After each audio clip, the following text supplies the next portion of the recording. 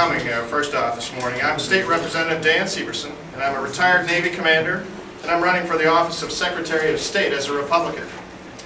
With me here are some supporters of our military, including Ron Kaus, the president of the Minnesota Freedom Council, an organization dedicated to raising awareness about the difficulties faced by military voters and to advocating for a better election system to allow military voters to participate fully in our election system. We have called this press conference specifically to raise the awareness of barriers that military voters have faced recently and to unveil a new resource for citizens to talk about how they can better serve the military voters who are busy serving us all across the globe. I'd like to start by having Ron say a few words. Thanks, Dan. Mark Ritchie recently announced that he's continuing the vote in honor of a veteran that formerly Secretary of State Mary Kiffmeyer had started. It's a nice program, and we wish it represented a true commitment to veterans and the military voting issues like it did for his predecessor. Yet it seems like nothing more than window dressing to hide his suppression of the military vote. Currently, military absentee ballots are rejected at a higher rate than regular absentee ballots. Considering that these are the folks who are fighting to defend our right to vote, their ballots, if anything, should be counted at a higher rate. While many of us have worked hard to ensure that the military vote will count and that the process will be smoother for our military voters, it seems we have a Secretary of State who is working at cross purposes with us. The bottom line is this: I believe that the military voters deserve an apology from Mark Ritchie. And beyond that, I'm putting forth a data practices request to get the names and addresses of the military voters who were disenfranchised. Thank you, Ron. That's huge. After the 2008 election, military voters were rejected at a much higher rate than others. And there were hundreds of military votes not counted because of artificial obstacles placed in the way by this Secretary of State.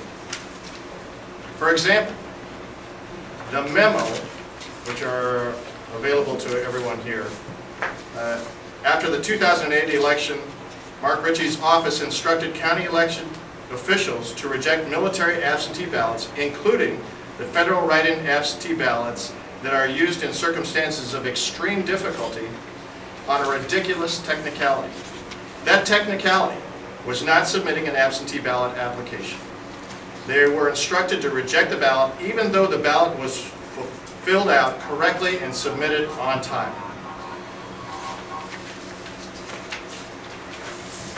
In the same memo, he told officials to go out of their way to accept absentee ballots from regular stateside voters. We have copies of Mr. Ritchie's memo to distribute here today. They're available to you. In my opinion, Secretary Ritchie should have done whatever he could to ensure the military absentee votes would be counted.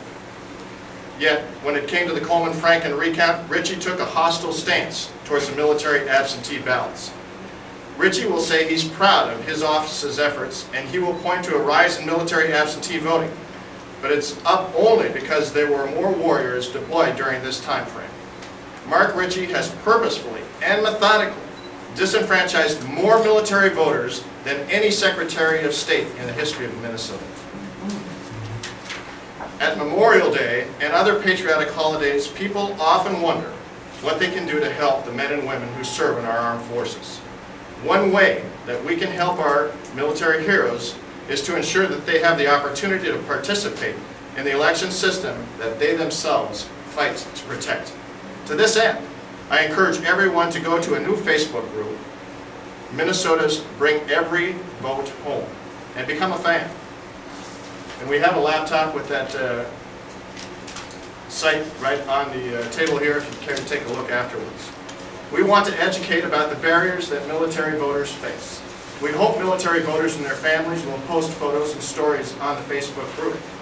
We hope to collect good ideas for ensuring that every military vote counts. And we will, in fact, work to bring every vote home.